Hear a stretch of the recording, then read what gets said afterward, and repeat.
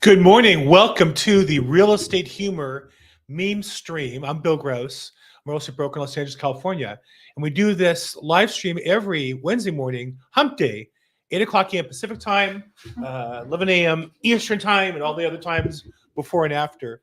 And really, this is just done to have some fun, break the ice. Part of my business routine is I listen to comedy during the day to keep myself light and to deal with the stresses of the business. And so I joined into this group to just kind of watch humor, and then decided to do a live stream on it. So hope you enjoy. Now we do live stream this on Facebook and YouTube, LinkedIn, and Rumble starting today. And so if you're watching it, feel free to question, laugh out loud, give me some raspberries if you don't like it, or post your favorite meme, and then we will add that to the list. Love to have you participate with us. Okay, so with that said, let's jump right into it today. This one I love. Real estate life when you go from having 4 clients under contract to none in a matter of minutes. Now, I'll share with you, that's when they all fall out. You cry like that. It's an odd feeling. I have the opposite. I closed 4 escrows the last, month or so, maybe 6 weeks. And so I went from being very busy with a lot of pendings to I have some listings that are not yet in the market and not yet engaged. And I'm more bored, but this is a buyer's agent classic situation where you feel like, oh my gosh, what am I going to do? Why is it that I can't? You feel like you're never going to get another escrow ever again, and yet somehow you find another escrow. So definitely a real feeling that as all us agents experience. Here's another one I've felt from time to time. Franklin, I see your comment. I'm not sure which Facebook group you're talking about. Are you trying to join the Real Estate Humor Facebook group? If so, I'll look for you there. Let me see.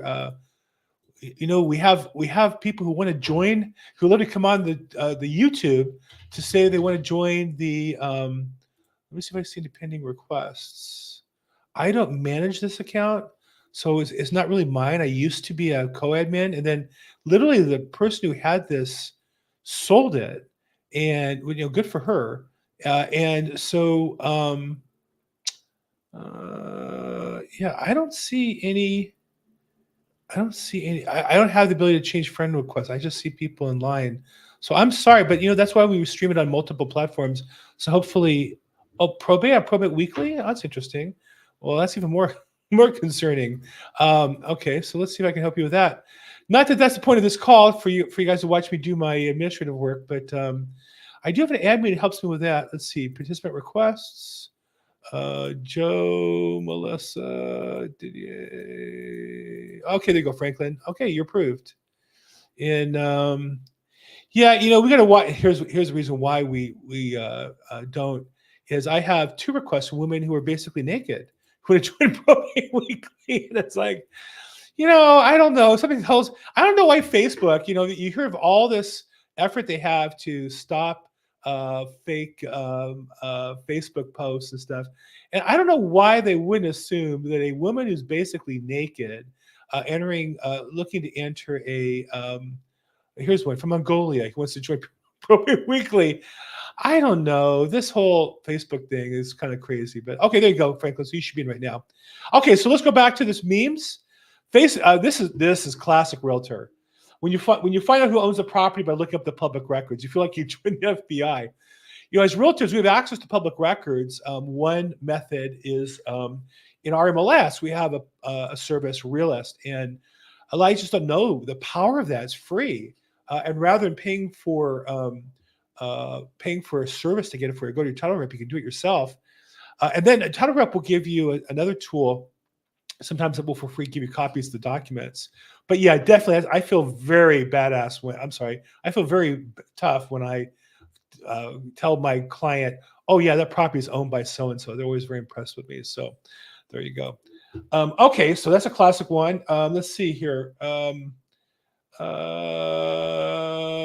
Here's one, a buyer trying to see the good of a house in the price range. This is a challenge that buyers have because, as I always tell people, every buyer wants to buy a house, a $20 house for $18, right? Everybody's looking for a deal. I had a guy, I have investors call me all the time looking for a deal.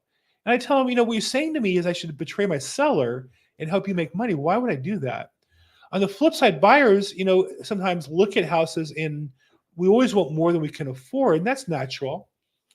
And here's a case of wearing multiple glasses. She's trying to figure out a way to make the property that she doesn't really want look good to her. So I don't know how that really works. Okay, here's stuff. For those of us in real estate who got our license, the question is, how valuable was a licensing school? And this is very real. Things you didn't learn in real estate school. I'll tell you, the one thing you didn't learn in real estate school is how to generate business. You may have learned how many feet in square feet in an acre, 43,560. I learned that 37 years ago. I'll never forget it.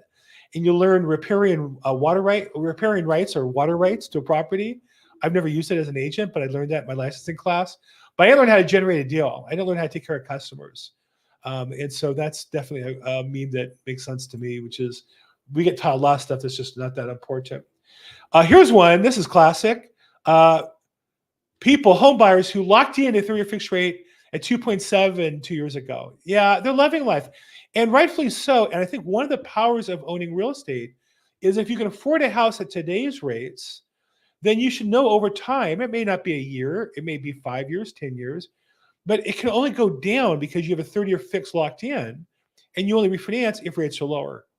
And so definitely one of the benefits of owning property is if it cash flows, then over time the cash flow should get better if you live in it. If you can afford it, then it should get better over time. So definitely but that's how those home sellers feel. Okay, this was a classic. A couple years ago, everybody wanted to be in real estate. Everybody was buying real estate. Real estate agents in 2020, yeah, you were fresh, clean. You had your new name badge on. You had a new suit. You're all stylish. And 3 years later, you look like me. It's a tough business. It is really a tough business. Here, Forrest. Forrest has a question. This is interesting how this we can't get people talking about memes, but what's my take on the NAR lawsuit? I did a video on that on my YouTube channel, and I would say that I've been in business for 37 years. I'm a historian. I believe I'm pretty up to date on the economy and follow the economy pretty closely. I can't believe our entire real estate industry is going to be changed by one jury in Missouri. It just doesn't make sense for America. Now, maybe there's something in Missouri. Their laws weren't good enough. Their regulations weren't strong enough. But, because our system in California is way different in terms of forms and documents and regulation. And I can't tell you what other states are like. I don't do much in other states. But I just can't believe that one jury verdict can completely upend the entire industry in one location. It doesn't make sense to me. And so my take is that my job today is to help my customers and to follow the rules and to operate at the highest level. I rarely double in my own deals. I always disclose to my sellers as required. My commission, another portion I'm getting as a listing agent, the portion we give the buyer's agents, and it's negotiable. And I advise them why it's good to pay more to attract and not good to pay too much. So my take is I have to do my job. I live in California and sell houses in California. And I just don't believe that lawsuit. It's going to be drama. It's going to be legal fees. There's going to be politicians get involved. I just don't believe the entire industry is going to be changed because of that lawsuit. It doesn't make sense to me at all. That's my take. Okay. So we'll continue with that. Real estate, going back to real estate humor, Drake is always a famous meme person. Meme, M-E-M-E. When they use a period instead of an exclamation mark, and now you're worried they're mad. Yeah, part of this generation is really reading the tonality into text and emojis. I had a disagreement with my team members, pretty intense, and I thought my email was 2 sentences, pretty straightforward, and she read into it a lot of emotion that wasn't there. And I do think that people overreact to those rather than asking the question, hey, are you mad? Is there something wrong? And so oftentimes if I have that question, I'll just ask that question to the customer and try to figure it out. But definitely you can look at your text and get kind of, oh, this next one's too funny.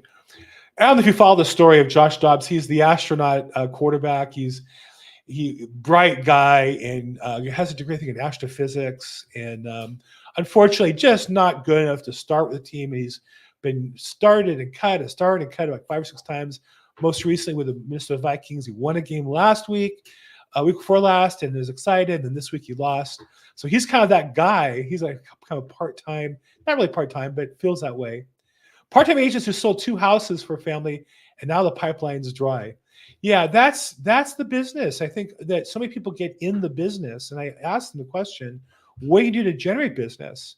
And they have in mind friends or family who are going to buy or sell a house. And then when that's done, what are they going to do? And so definitely they're part-time agents. It's just funny that the meme has him. If you know this backstory, great guy. It's in some ways easy to root for and tough to watch him lose last week, even though I'm not really a Minnesota fan. Okay. Wife met girlfriend, need to sell house fast. Yeah, divorce. There are there's a company that certifies agents for divorces, divorce real estate, and then they sell data for that. I've always avoided that. I just felt like it's tough enough to be married. I don't need to hang around people getting divorced to add to the challenges there. So, but yeah, that people sell real estate because of divorce, death, downsizing, and there's another one. Definitely something to pay attention to. Okay, this is a classic. If you're in real estate, you better believe that you create value and that we as a group create value for our customers. I believe that MLS is the most amazing tool to serve customers ever in any industry. There's nothing like it. There's nothing that serves customers as well as a system of real estate, in my opinion. And I know I get a lot of pushback from customers that say our commissions are too high. I don't think so. Since the average agent's starving or not making any money at all, how can you say that? And while they're higher maybe than other countries, they get a lot more service. And we also are more regulated in real estate than other countries. So oftentimes sellers, they think, oh yeah, commissions are too high. I'll just sell it myself and save money. And they don't realize that, if you don't pay somebody to do a job, the job doesn't get done. It's like, me, mowing my own grass. I still have to go out and mow the grass. I can save the money on the gardener, but I still have to mow the grass to get paid. And here's a classic meme on that. I'm gonna sell myself and save on the realtor fees and just sit back and drink a beer. Yeah, if only it was that easy, And then the classic is the for sale by owner, and he puts it online. He makes some flyers, and of course, a million realtors see it and show up because we're all looking for inventory for our clients. And they'll say, "Oh yeah, I'll cooperate with agents." Well, now he's paying half the commission if it's competitive. Sometimes they'll pay lower commission, and they understand. Well, why would I buy a house from a seller at 1% when I have these other houses to sell at 2.5%? And on the 1%, I'm gonna have to do all the work that the seller doesn't know what to do. So that's definitely the feeling of sellers that they're just gonna sit at the table and sit back and drink the beer. And if only that was the case. Okay, so I don't know. I can't do that one because the language is not appropriate. I can't do that one either. Language is not appropriate. Buyer's agents.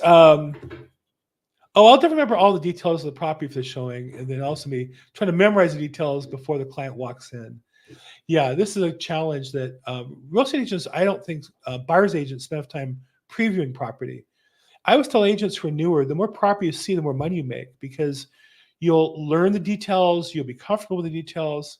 And you notice in any field, somebody who's successful knows their inventory. I like watching videos of these guys who buy and flip high-end watches.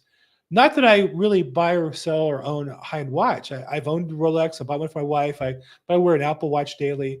But it's because the business, these guys know their product. They can look at a Rolex and know pretty much the year and if it's factory or not factory made and adjust it. And so it's really important to know your inventory. So this is funny, and every realtor relates to that, of trying to figure out what is you're selling when the client is walking in the room. But definitely not real. Okay, next one. This is a classic meme. This is Eminem. Loving the meme includes lines from the song. Listing agents, when they say best and final, you've only got one shot. Not true, actually. I will tell you, I'm not often on the buyer side, but I'm a good negotiator. And I've submitted, and there's 2 strategies. One is If you're going to be strong, come at the end, so the listing agent can't use your price to push up the other ones. And the other one is if you have a buyer who just says, I'm going to pay whatever it takes to have it. I've had that. Get your offer in early and then get feedback if your price isn't high enough. And oftentimes they'll let you adjust and bring in your best and final after you put in a best and final. They don't like it sometimes, but if you can create a relationship, they will. So yeah, so they say one shot, but I don't know that's quite true. Okay. Where are we?